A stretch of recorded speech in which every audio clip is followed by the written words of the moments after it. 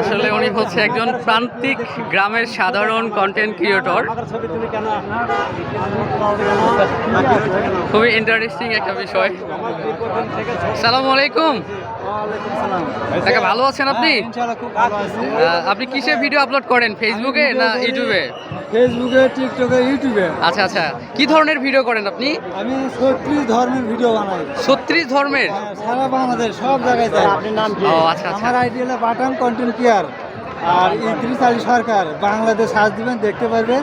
আর পাশাপাশি এই সামরুল ভাই, সামরুল এখন আইডি আছে, বাংলাদেশ সার্চ দিবেন, দেখতে পারবেন। আচ্ছা আচ্ছা আচ্ছা আচ্ছা। বাটাম স্ট্যান্ডে আপনি সব কিছু পাবেন। হ্যাঁ। আপনার গ্রামের বাড়ি কোথায়? বগুড়া জেলার সীমান্তর থানা কোরপুর বাজার হাট। ও আচ্ছা আচ্ছা, যাই হোক আপনার আমাদের পার্শ্ববর্তী থানার হচ্ছে, আমার বাড়ি হচ্ছে বুড়িয়াহাটে।